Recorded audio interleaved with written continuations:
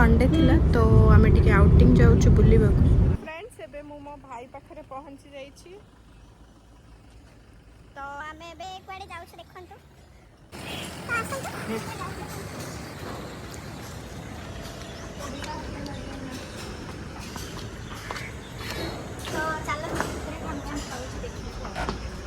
तो दिल्ली रे आमे Odisha hotel आसछु।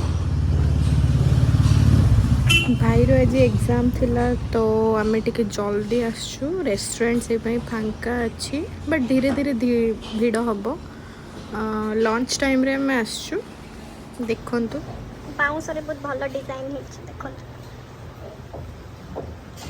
AD तंकर Sunday special dish सब लिखा है छै।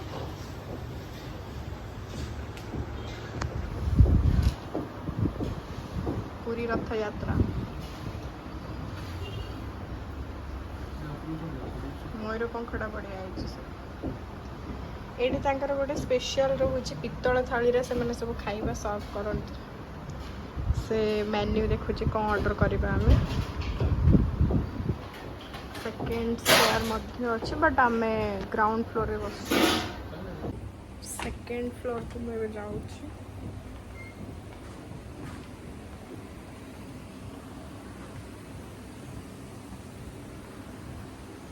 बहुत ही मस्त है रेस्टोरेंट।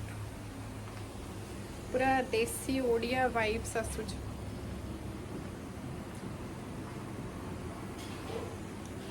घर ही फील पूरा आस।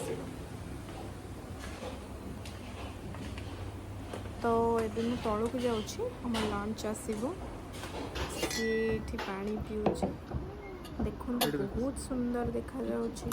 आपण माने चाहिए घरे कंसा बासन यूज करें देह बहुत हितकर बहुत ही हेल्दी।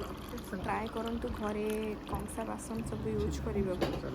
मुझे गला कंसा बासन रे खाइबाकू ग्लास रे पानी पीवाकू ट्राए करी जेहेतु यहाँ देह बहुत ही हितकर। फास्ट सी मते कोल्ड ड्रिंक देले जेहेतु मु आगुआ गोटे ऑर्डर कर देइथिली तो एबे बसिकी मु कोल्ड ड्रिंक पीउची। देन वेट करिची लंच पाई भोक भी लगिलानी।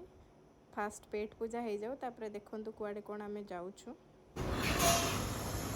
फाइनली आम लंच आसी जाइछि। देखंतु कितने सुंदर देखा जाउछि। कंसा बड़ थाली रे से छोट छोट थाली गिन्ना सब रखिके आनछंती बहुत ही सुंदर देखा जाउछि।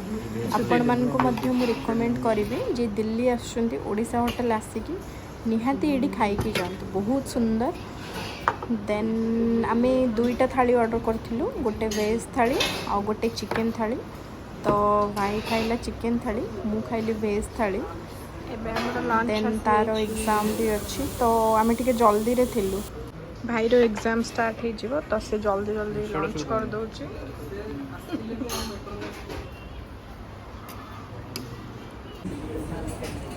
तो से टिके जल्दी जल्दी खाऊची जेहेतु तार एग्जाम अच्छी मु आराम से खाइके टिके लेट रे जिबी।